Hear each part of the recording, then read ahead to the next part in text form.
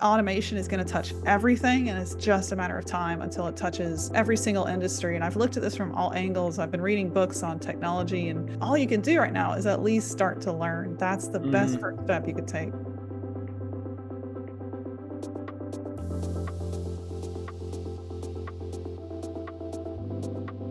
I think we have to think about the uses for each of these AI tools and match that up appropriately to see success. So achieving, I think, realistic goals can really happen if you set the right expectations. Okay, what should the AI tool features be? And then you test that tool. Don't just believe the marketing. And then if it does, that's your new marketing best friend, and you're going to save so much time.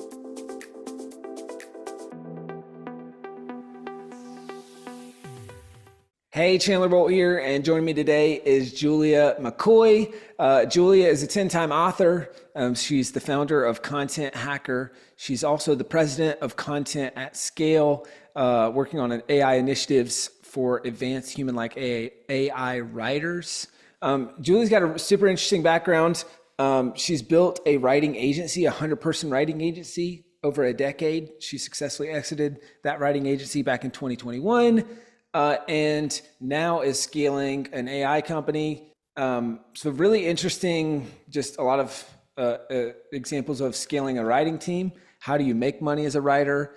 And now a lot of examples with AI and monetizing AI, using AI to grow your business, using AI to write books, like a lot of stuff we can unpack and that we will unpack in this episode.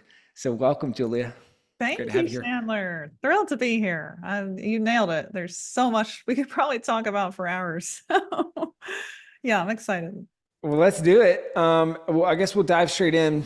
First things first, you've got a quote on your LinkedIn: adapt to AI or die.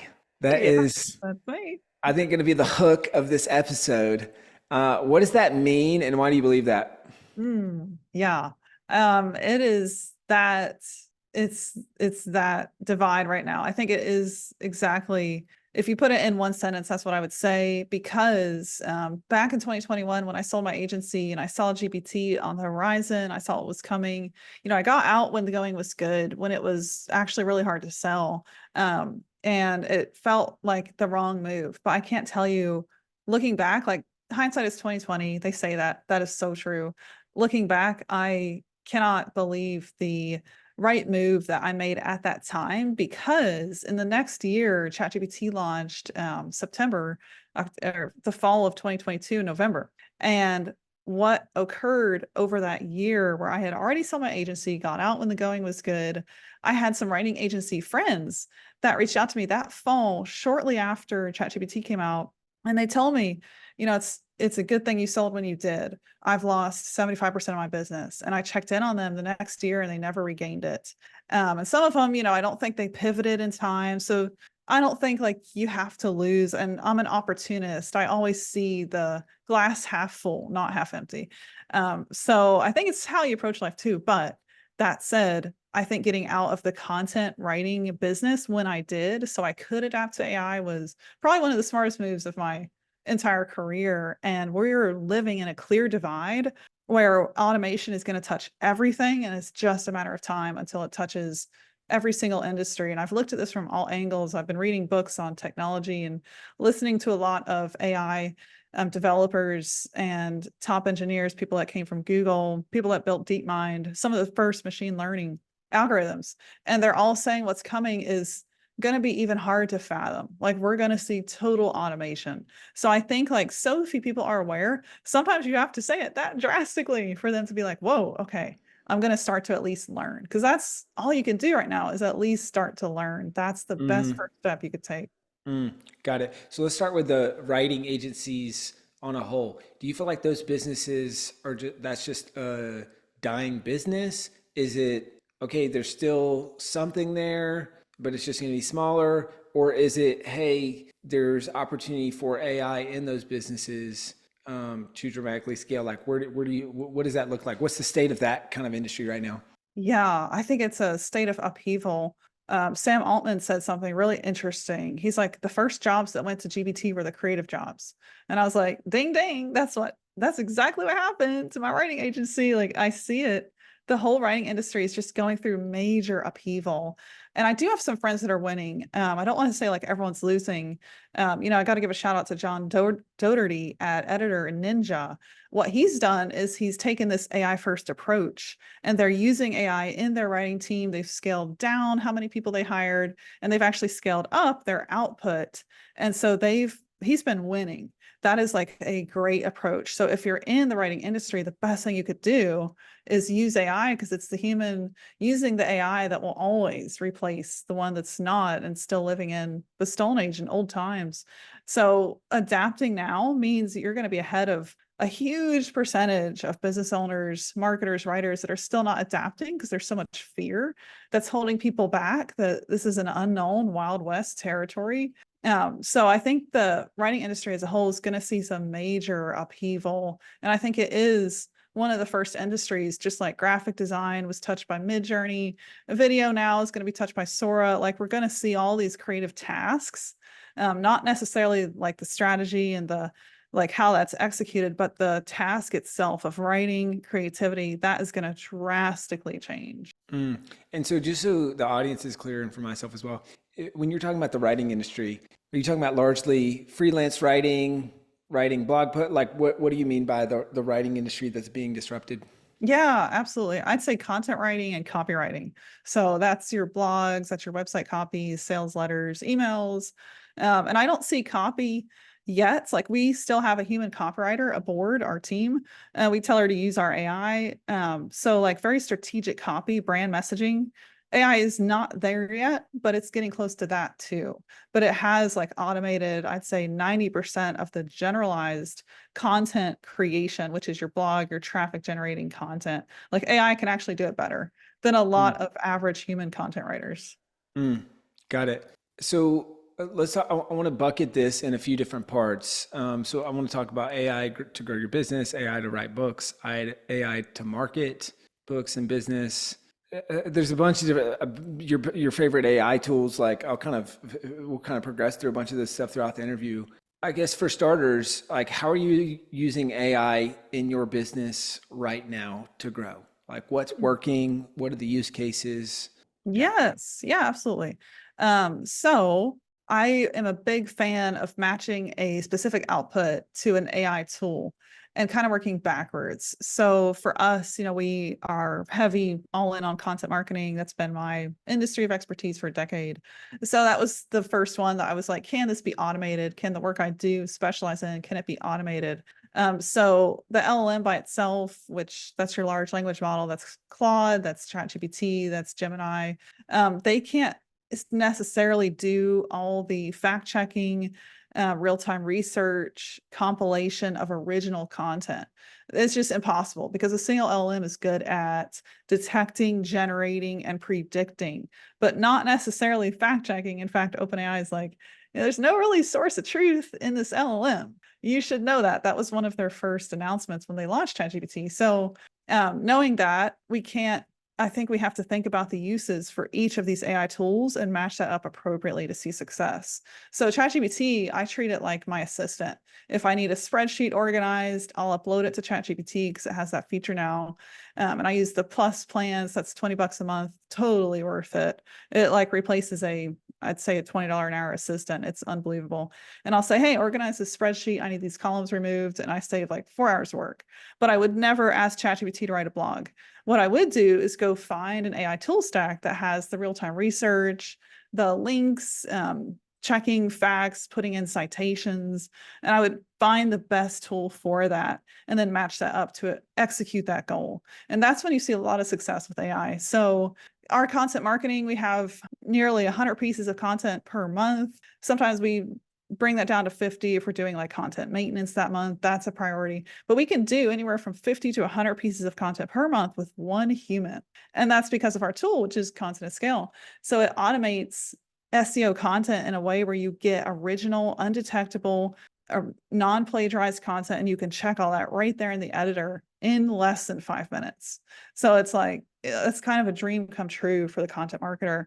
But if we had those same expectations of that single LLM, we're just not going to get the same output. So achieving, I think, realistic goals can really happen if you set the right expectations. Okay, what should the AI tool features be? And then you test that tool. Don't just believe the marketing. Like, get in that tool, see if it does what it says, because a lot of them don't.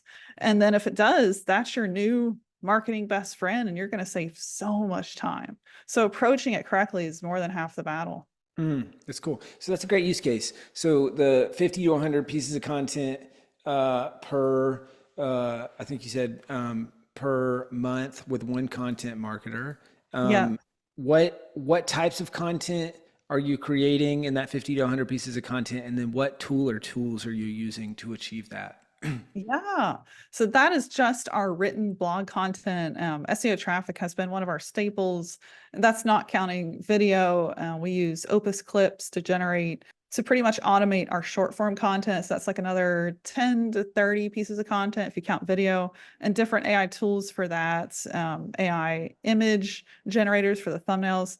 So if we set all that aside, we look at the 50 to 100 pieces of written content, which is how we maintain hundreds of thousands of traffic visitors per month to our site. And that's one of our primary sources of traffic. Another one would be partnerships, and that's me and you talking. I can't automate that one. That's Mm-hmm. superhuman and that's super important. But back to the 50 to 100, that is specifically blog content. But all of the meta, title, description, the associated formatting, the publishing, all that gets automated through that one tool, the tool we built, Content at Scale.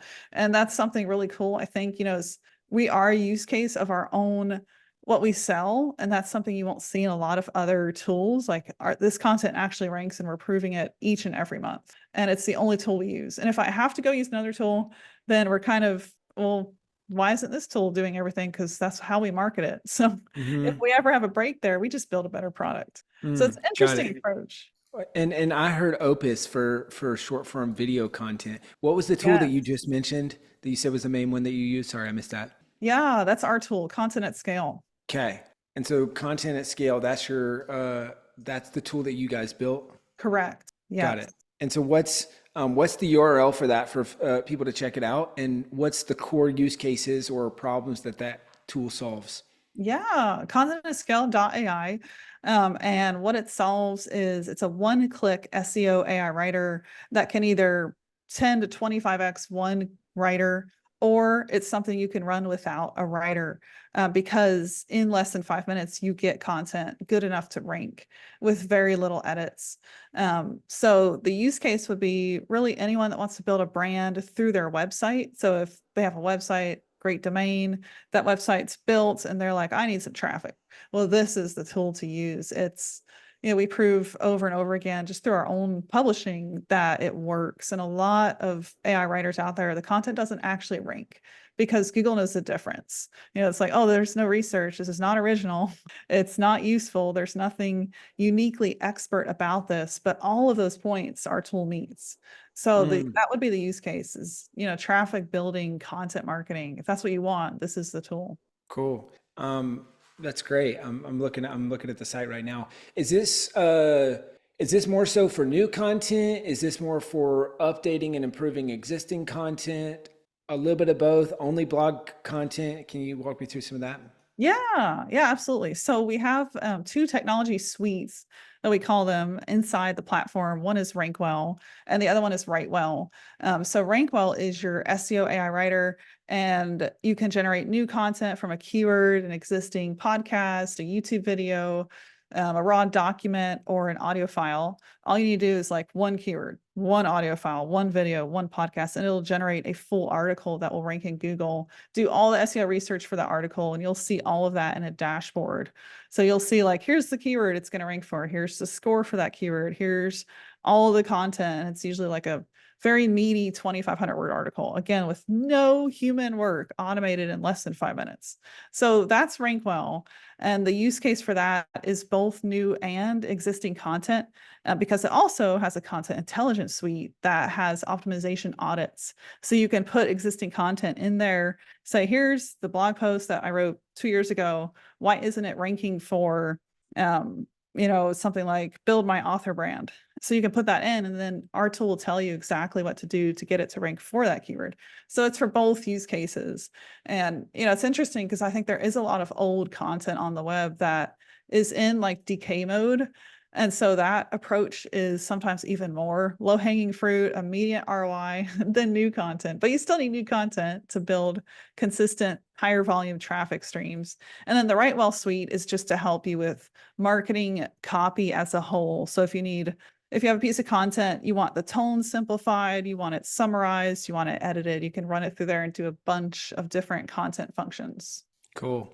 And so you're having one person essentially execute that strategy for about 50 to 100, to create about 50 to 100 blog posts a month. Yes.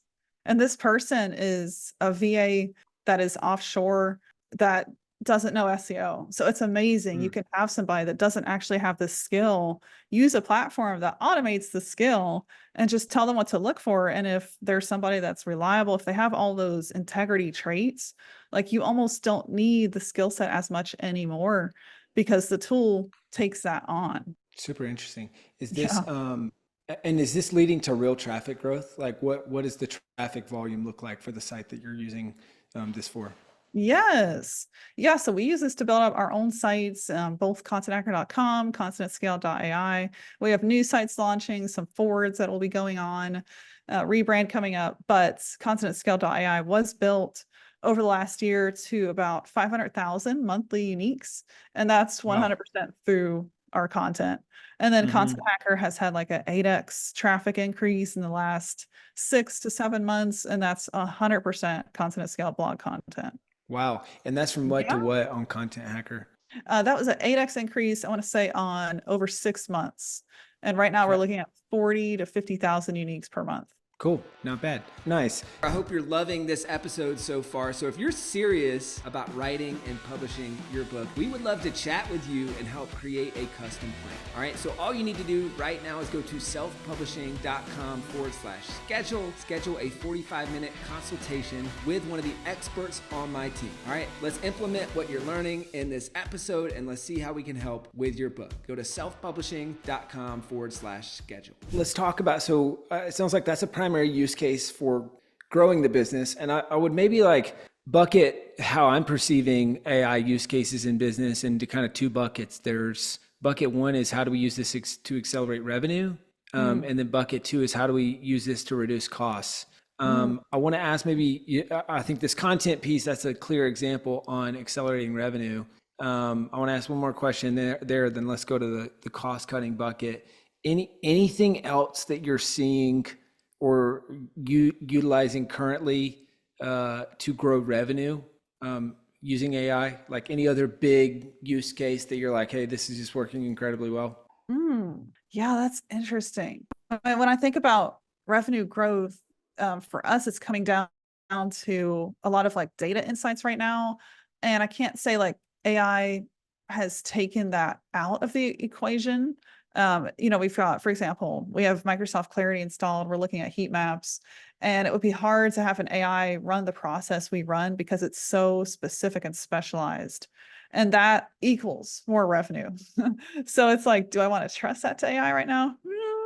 And then if it's a sales call, because we have a whole sales team, we've tried tools like Air AI, and from automated calling all the way to automation of lead outreach, and it just does not work as well as the human touch right now. So I think like where I see AI fitting in is all of those lower level tasks, like content to grow your traffic, videos split up into tons of formats for every platform. Like that's your lower level, top of funnel processes. AI can reduce, oh my gosh, like 80% of the work, which takes you out of that, which puts you in that bottom of the funnel, revenue producing work. And I think that is where, just from my own experience, 10 years, if I leave that zone, we don't make as much money. If I have the time to go back into that zone, we make more money. So I think looking at it like that, like not necessarily replacing your sales processes, because that is built on so much trust, and automation almost deters trust in that process. So that's where, and in 3 months, I might have an entirely different opinion. And oh, we've automated our sales processes, Chandler, and it's amazing. But right now, I don't see that. I think putting the human into your sales and showing up like you did on the webinar when we did a partnership. It wasn't like your bot; it was actually you. I think that brings more revenue than AI in your sales. Cool. That's a great perspective. Let's talk about, you mentioned Opus as a video tool. Yeah. And you said to create short form video content. What's the input for that, and what's the process? How does that Yeah. work? Yeah. So that is one of our favorite tools these days. I believe it's Opus Clips is what we use. Yeah, it Uh, looks like it's opus.pro. yep, that's it. If it's, I think this is what you were referencing. That is the one. Yeah, I'm looking at it too. Yeah, so you just take your a long form video, anything you've recorded, it could be like the Zoom call going to YouTube, and you upload it directly, and then you direct it on the sections you want, or you do nothing and you just click automate clips and you see what it does. And we've seen it omit or emit or output, that's the right word. We've seen it output like near perfect clips in 60-second reels where we almost didn't need to do any editing.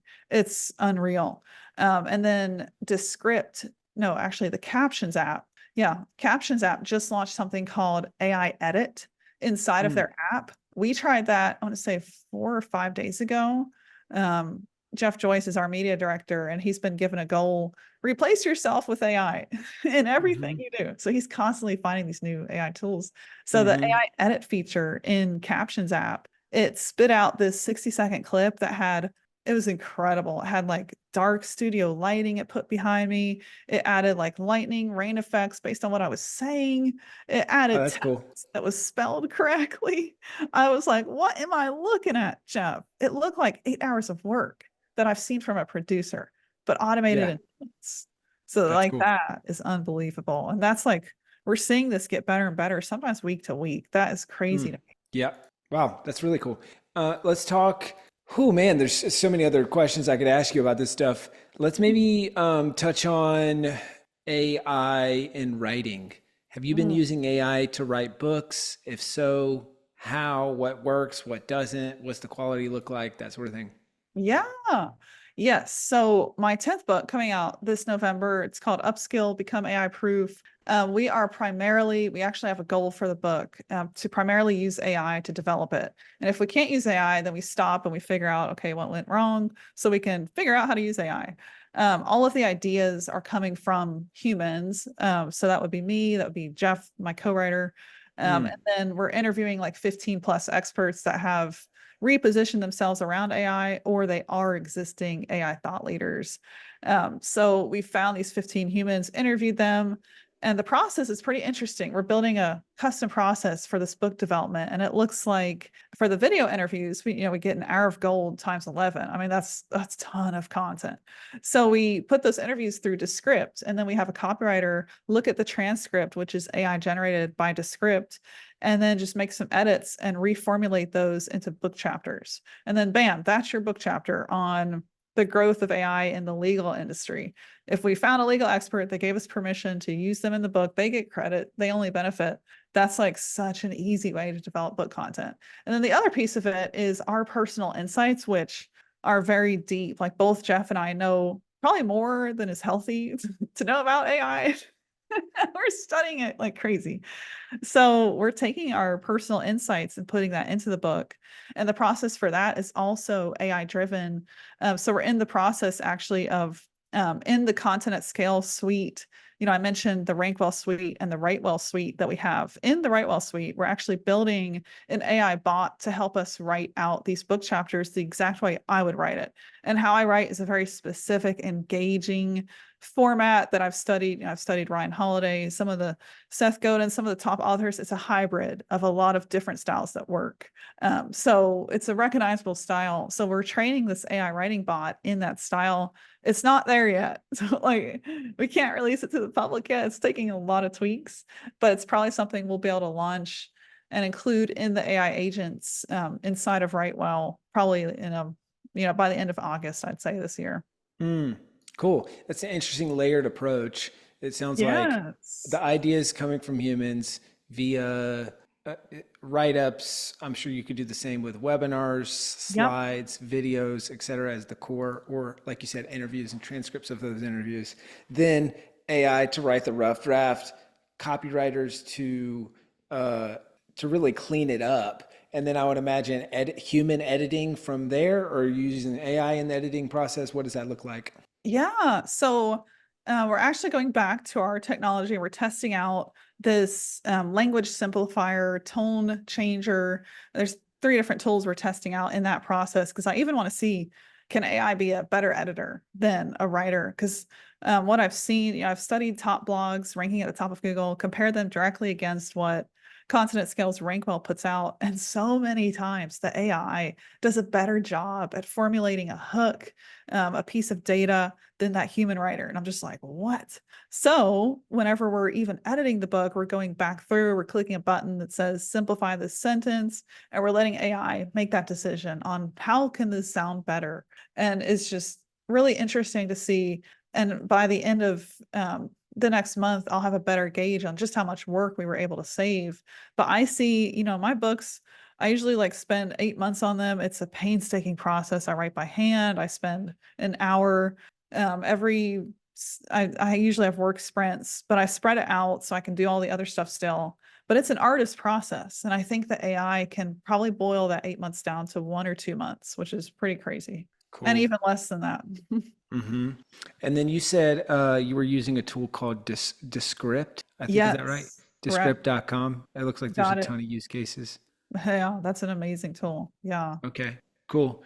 Let's talk. So we talk writing. Hmm. Let's talk a.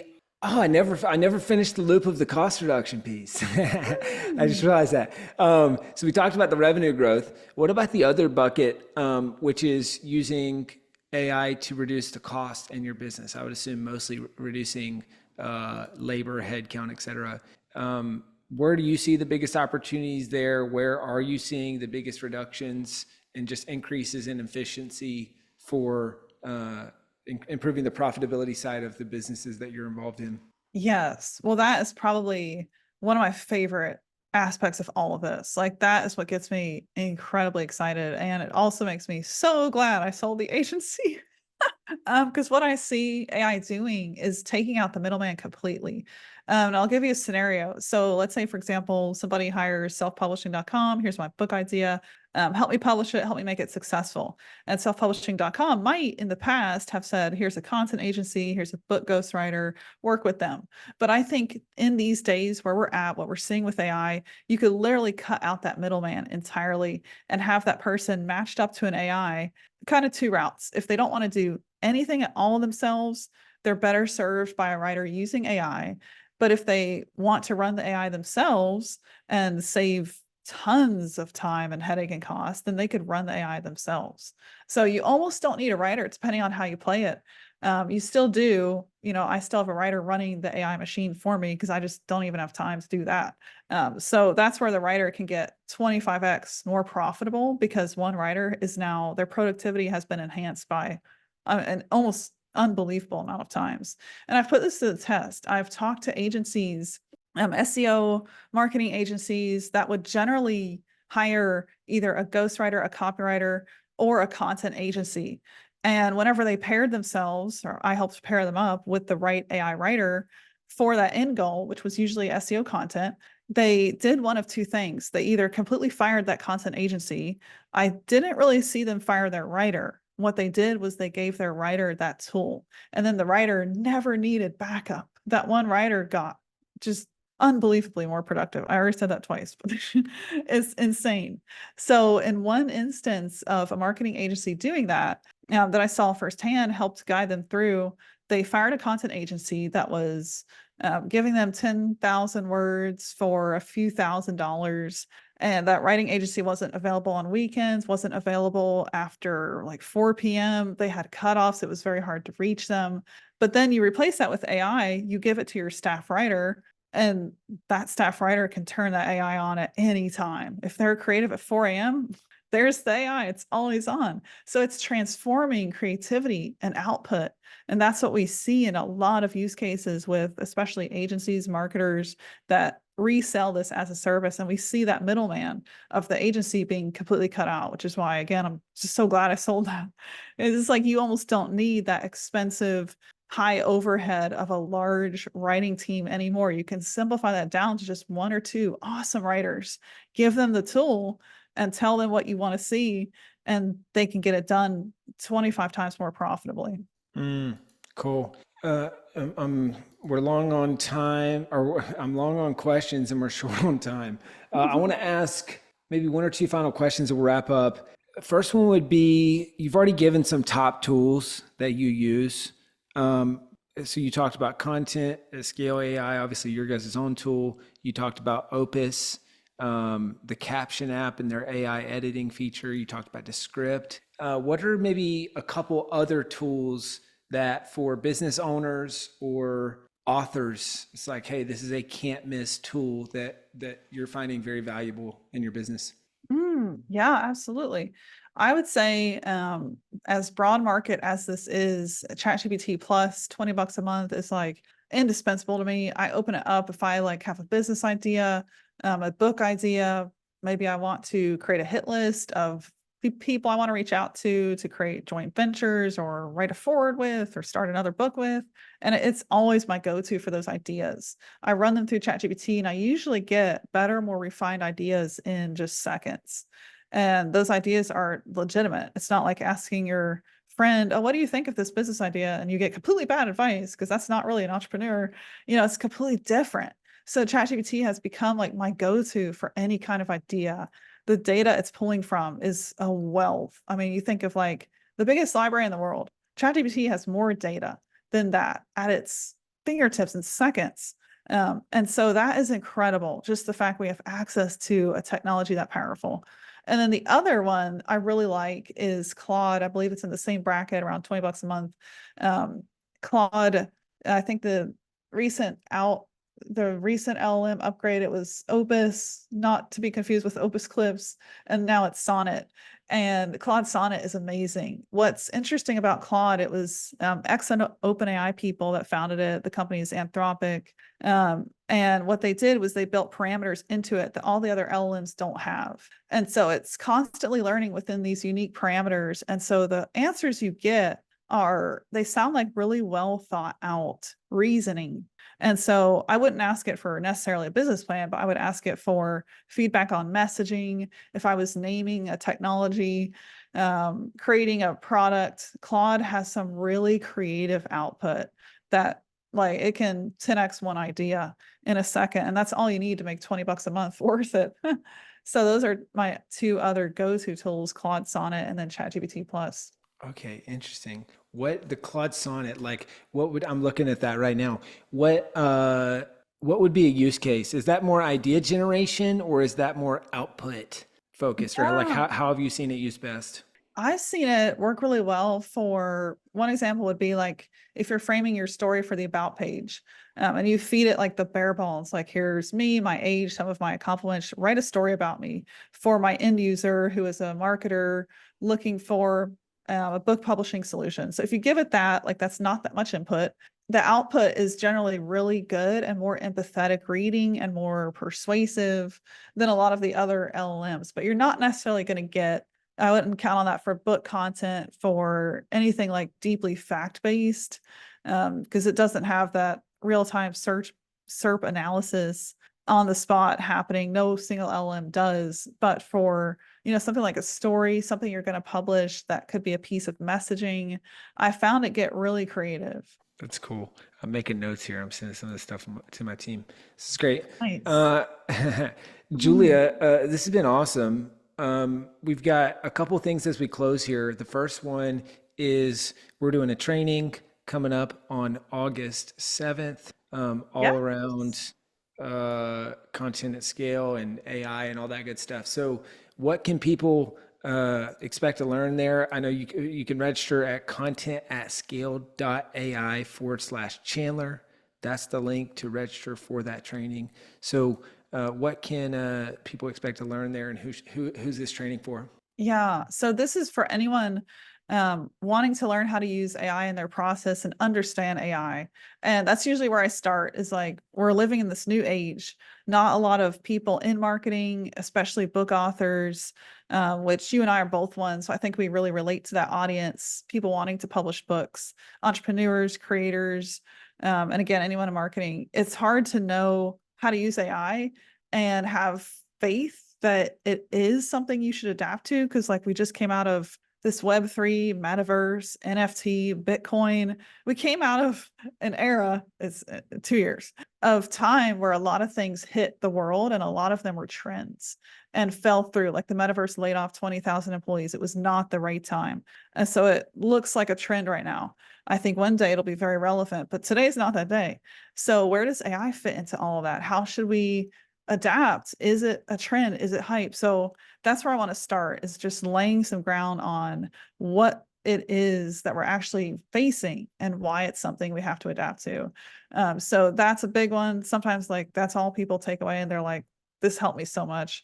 But then beyond that, it's the state of search. How is Google going to respond? There's been so much upheaval in AI, and how they're developing AI into their SERPs, their search engine results pages, and then some practical tips on what you can do today to start using AI, getting comfortable with it, not fearing it, and adapting to it, but still have your brand integrity, still have your human personality, even lead with that more, because that's what we're all about, is how do we automate the things that we shouldn't be doing so we can do more of the things we should be doing. So that is what to expect. Cool. Well, guys, you can register for the training at the link I just mentioned. So contentatscsale.ai/Chandler. Hope you find it helpful. Hope to see you there. Julia, Yeah. before we close out, where would the best place, I mean, obviously the training, anywhere else people should go to find out more about you, your company, all that good stuff? Yeah. Well, I would just echo the training. That's going to be such a great time. So definitely sign up for that. To learn more about what we do, contentatscsale.ai. And if you want some of my crazy thoughts about AI, I have a YouTube channel at Julia McCoy. So you can check that out as well. Cool. Julia, thank you so much. Thank you, Chandler. This was so much fun. Thank you so much for watching or listening to this episode of the Self-Publishing School podcast. I know there's so many places that you could be spending your time. There's other podcasts that you could be listening to, YouTube channels that you could be watching. So thank you so much. It means the world. Now, I want you to do 3 things right now if you found this episode helpful. I don't know if you know this, but we've got a YouTube channel. It's a companion channel to this podcast. All the video versions of the episode are on the YouTube channel. So number 1, subscribe to the YouTube channel. Number 2, if you're listening to this podcast wherever, whether this is Spotify, Apple Podcasts. Number 2, I want you to subscribe to this podcast right now so you don't miss a future episode. And then number 3, this is probably the most important, leave a review on the podcast. All right, reviews are super important and help this podcast get discovered by other people. So number 3, leave a review on the podcast. Thank you so much. I'll see you in the next episode.